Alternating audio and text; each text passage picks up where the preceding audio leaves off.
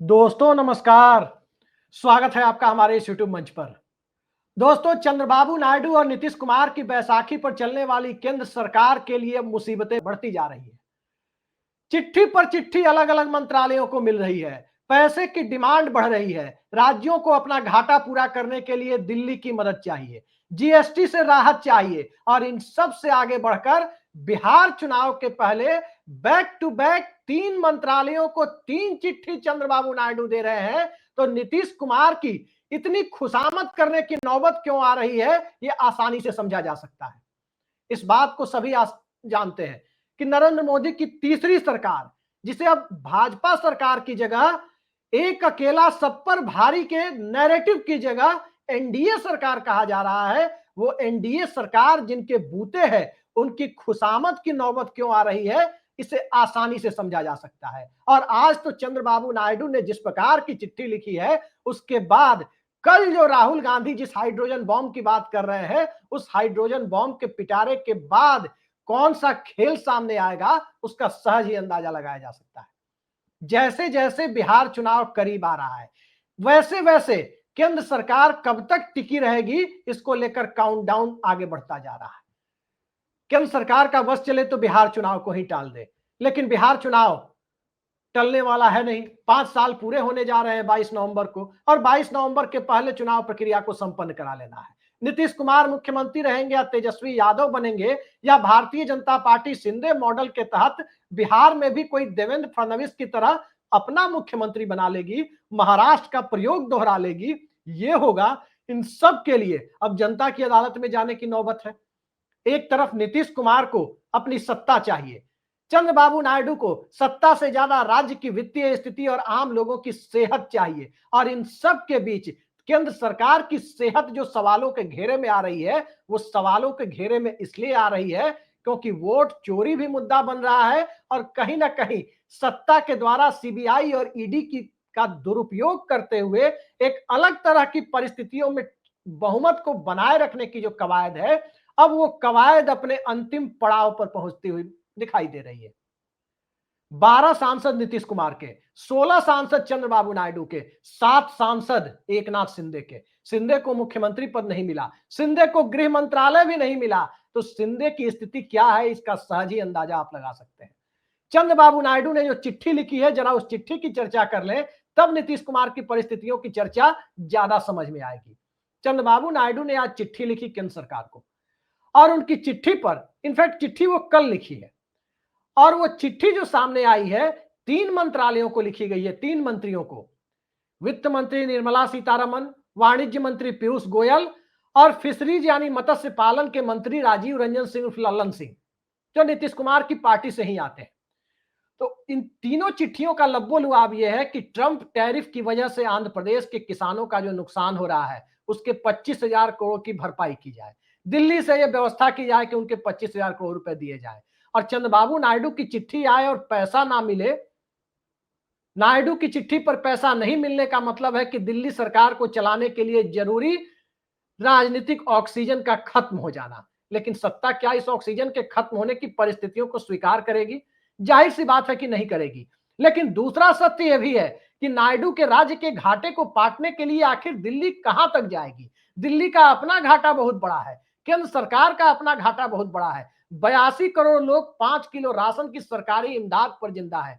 Subsidy और DBT यानी direct benefit transfer मौजूदा दौर में चुनाव जिताने और हराने का माध्यम बनता जा रहा है। तो पैसे कहां खर्च हो रहे हैं, देश किस स्थिति में जा रहा है, ये चिंता छोड़कर लोकतंत्र की जगह चुनाव तंत्र ही यदि सत्ता का मूल मंत्र है, तो सत्ता के मूल मंत्र में अकेले नरेंद्र मोदी और अमित शाह की जोड़ी ही फैसला नहीं लेगी, बल्कि फैसला लेने के लिए और अपने राज्य की बुनियादी जरूरतों को पूरा करने के लिए चंद्रबाबू नायडू भी कहां पीछे रहने वाले। नायडू ने जब सत्ता संभाली तो 11 लाख करोड़ से ज्यादा कर्ज आंध्र प्रदेश के ऊपर है। 11 लाख करोड़, जी हां, 11 लाख करोड़ से ज्यादा कर्ज आंध्र प्रदेश के ऊपर जगनमोहन रेड्डी की सरकार ने छोड़ रखा है। उनकी भरपाई कैसे होगी? एक वर्ल्ड क्लास सिटी जिसे वो राजधानी बनाना चाहते हैं, जो अभी शैशवावस्था में है, अमरावती, उस अमरावती का सपना कैसे साकार होगा? उसके लिए पैसा चाहिए। आंध्र प्रदेश में जिस प्रकार से 2.5 लाख परिवार और तकरीबन 30 लाख लोग प्रत्यक्ष या अप्रत्यक्ष रूप से झींगा या मछली के उत्पादन में लगे हुए हैं, उनकी अर्थव्यवस्था का जो सवाल है उसमें नायडू की चिट्ठी का एक और महत्वपूर्ण पहलू यह हो जाता है कि जीएसटी से अस्थायी तौर पर, टेम्पररी तौर पर राहत दी जाए। लेकिन क्या मौजूदा दौर में दिल्ली जीएसटी से राहत देने के लिए तैयार है? स्वाभाविक सी बात है कि दिल्ली कितनों को राहत देगी? चंद्रबाबू नायडू को राहत देगी तो दूसरे राज्यों के किसानों को भी राहत देनी पड़ेगी, दूसरे राज्यों से ऐसे ही मांग बढ़ती जाएगी और फिर उस स्थिति में दिल्ली का अपना खर्च कैसे चलेगा? इन सब सवालों के आगे नायडू बहुत कुछ देख रहे हैं। नायडू को यह दिखाई दे रहा है कि 240 सांसदों वाली भाजपा उनके सामने पूरी तरह शायद नहीं झुकेगी। झुकेगी कौन? स्वाभाविक है कि जिनके नंबर 240 से कम होंगे, यहां भाजपा 240 की संख्या पर अकेले है, वहीं 234 की संख्या यानी भाजपा की कुल सदस्य संख्या से 6 सीटें कम तो जनता ने पूरे इंडिया गठबंधन को दिया था। तो जिसकी संख्या नायडू के हिसाब से भाजपा से कम है, वो नायडू के सामने ज्यादा झुकेगी। वो सरकार केंद्र में आती है तो नायडू के सामने अपनी मांगे पूरी करवाने के लिए ज्यादा उपयुक्त अवसर होंगे। और जरा याद कीजिए अटल बिहारी वाजपेयी के दौर को, जब नायडू ने अपनी पार्टी का लोकसभा अध्यक्ष भी जीएमसी बालयोगी के रूप में बनवा लिया था, और तब नायडू ने दिल्ली से जितने पैसे की जब जरूरत होती थी वो पूरा करना उनके लिए बेहद आसान होता था। तो नायडू के लिए जो चीजें जितनी आसान होती है या आसान बनाने की प्रक्रिया होती है, क्या मोदी सत्ता के दौर में वो आसान है? सबने देखा कि किस प्रकार से जांच एजेंसियों का छापा अनिल अंबानी के ऊपर पड़ा, किस प्रकार से अनिल अंबानी को, जो खुद ही लुटे पिटे हालात में है, कभी अनिल अंबानी हुआ करते थे, कर लो दुनिया मुट्ठी में, पूरे देश ने देखा था कि इस देश के अंदर मोबाइल नेटवर्क में बीएसएनएल के वर्चस्व को चुनौती देने के लिए किस तरह से एक आक्रामक कैंपेन शुरू किया गया था और अंततः वो कैंपेन भी टूटा। अब वो भी साम्राज्य मोबाइल नेटवर्क का उनके बड़े भाई मुकेश अंबानी के पास एक नए कलेवर के रूप में स्थापित हो चुका है। अनिल अंबानी का कारोबार नहीं, मुकेश अंबानी ने अपना जियो खड़ा किया, वो सफलता के साथ फल फूल रहा है। लेकिन अनिल अंबानी की स्थिति आज के दौर में यदि देखें तो इंडिया के टॉप 10 कॉर्पोरेट्स में भी नहीं है। लेकिन अनिल अंबानी के बारे में सभी जानते हैं, आंध्र प्रदेश के पॉलिटिकल सर्कल में इस बात की चर्चा आम है कि अनिल अंबानी और चंद्रबाबू नायडू की दोस्ती बड़ी गाढ़ी है। तो क्या उस दोस्ती ने अनिल अंबानी के ऊपर रेड कराई? और क्या अनिल अंबानी पर छापा डालकर चंद्रबाबू नायडू को राजनीतिक तौर पर हैसियत जताने की कोशिशें हुई? स्वाभाविक है कि नायडू सियासत के कच्चे खिलाड़ी नहीं है। एनटी रामाराव उनके ससुर हुआ करते थे, मुख्यमंत्री हुआ करते थे, तेलुगु देशम पार्टी के सुप्रीमो हुआ करते थे, लेकिन तीनों भूमिकाओं से एक साथ एनटी रामाराव को हटाकर सत्ता पर काबिज होने वाले चंद्रबाबू नायडू ही थे। और ये काम भी उन्होंने आज से 30 साल पहले कर दिया था। उस वक्त कर दिया था जब नरेंद्र मोदी को भारत तो छोड़िए, गुजरात तो छोड़िए, अहमदाबाद में भी शायद ही कोई जानता था। लेकिन चंद्रबाबू नायडू को इस देश के जर्रे जर्रे में पहचाना जाता था, एक ऐसे नेता के तौर पर जो हैदराबाद को साइबराबाद बनाने की कोशिश कर रहा था, एक ऐसी पहचान के तौर पर जिस पहचान ने बेंगलोर को भारत की सिलिकॉन वैली, इकलौती सिलिकॉन वैली कहे जाने वाले नैरेटिव को चुनौती देना शुरू किया था, और एक ऐसे नेता के तौर पर जिसने टेक्नोलॉजी, आधुनिकता और पारंपरिक राजनीति के सम्मिश्रण से इस देश की सियासत को बदलने की दिशा में मूलभूत कदम उठाए थे। लेकिन वो चंद्रबाबू नायडू अब मोदी शाह का गुणगान करते दिखे, आसानी से ये बात पचती नहीं है। लेकिन सत्ता के साथ है तो करना पड़ेगा। लेकिन कब तक? तब तक जब तक बिहार में नीतीश कुमार के एनडीए छोड़ने की बुनियाद तैयार नहीं होती है। और वो बुनियाद कैसे तैयार होती है? वो बुनियाद तैयार होती है बिहार चुनाव के बाद सिर्फ एक शर्त की पूर्ति से। वो शर्त यह है कि राष्ट्रीय जनता दल और जनता दल यूनाइटेड के बीच अस्थाई एक परमानेंट अलायंस, कम से कम 5 साल के लिए अलायंस की बुनियाद पड़े। और वो अलायंस की बुनियाद तभी पड़ सकती है जब नई विधानसभा जो बिहार की गठित हो, जो पब्लिक का मैंडेट आए, उस मैंडेट में जनता दल यूनाइटेड के पास राष्ट्रीय जनता दल से ज्यादा नंबर्स हो। तभी जाकर एक सेकुलर अलायंस की तरफ नीतीश कुमार जाएंगे, तभी जाकर उनके 12 सांसद दिल्ली से बाहर निकलने के लिए तैयार होंगे। दिल्ली से बाहर नहीं, मतलब बल्कि एनडीए से बाहर निकलने को तैयार होंगे। लेकिन आज की तारीख में नीतीश कुमार भले ही लोगों को मंच पर खड़े होकर ये बताएं कि हम इधर उधर जाने वाले नहीं है, लेकिन सवाल उठता है कि नीतीश कुमार ने बात कब नहीं बताई है, किस दौर में नहीं बताई है। हर दौर में बताई है। उस दौर में भी बताई है जब वो इंडिया अलायंस या महागठबंधन का हिस्सा हुआ करते थे कि मर जाना कबूल है, उनके साथ जाना कबूल नहीं है। मिट्टी में मिल जाएंगे, बीजेपी के साथ जाना कबूल नीतीश कुमार को नहीं है। ये सारी बातें कहने के बावजूद नीतीश कुमार भारतीय जनता पार्टी के साथ चले गए थे। लिहाजा नीतीश कुमार का यह कहना कि अब वो कहीं नहीं जाएंगे, इधर उधर नहीं करेंगे, कोई मायने नहीं है। दरअसल ये आश्वासन नीतीश कुमार को नरेंद्र मोदी की मौजूदगी में बार बार देने की नौबत क्यों आ रही है?